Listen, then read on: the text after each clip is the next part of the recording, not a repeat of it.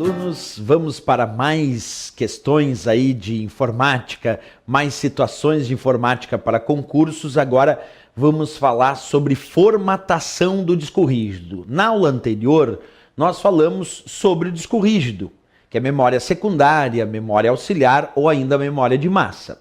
Perfeito. Mas nós podemos formatar um disco rígido.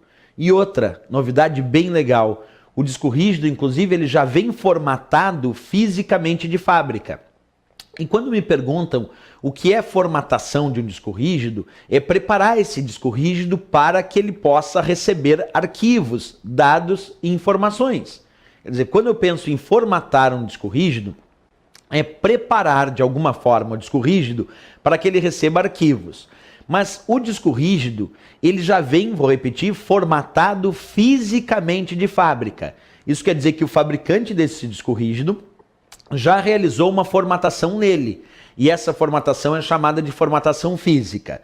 A formatação que o usuário pode realizar no disco rígido, essa é chamada de formatação lógica. Mas vamos diferenciar.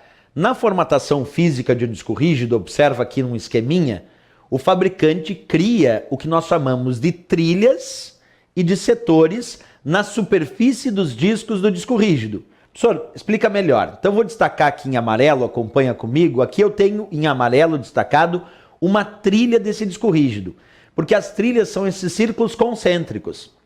E quem cria esses círculos concêntricos no disco rígido, essas chamadas trilhas, é o próprio fabricante. Então a primeira coisa que o fabricante pensa em fazer no disco rígido, quando formata ele fisicamente, é criar círculos concêntricos que nós chamamos de trilhas. Perfeito. Só que essas trilhas são divididas em pequenas porções, eu destaquei uma dessas porções aqui em verde. Essas trilhas elas são subdivididas, vou repetir, em pequenas porções que nós chamamos de setores. Então percebe, o fabricante cria trilhas e divide essas trilhas em pequenas porções chamadas de setores.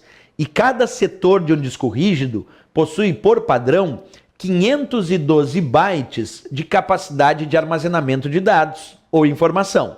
Então a ideia é bem simples. O fabricante foi lá, formatou fisicamente esse disco rígido, criou diversos círculos concêntricos chamados de trilhas e dividiu essas trilhas em pequenas porções chamadas setores. E cada setor de um disco rígido tem capacidade de armazenamento de 512 bytes. Isso é bem interessante quando a gente pensa na formatação física.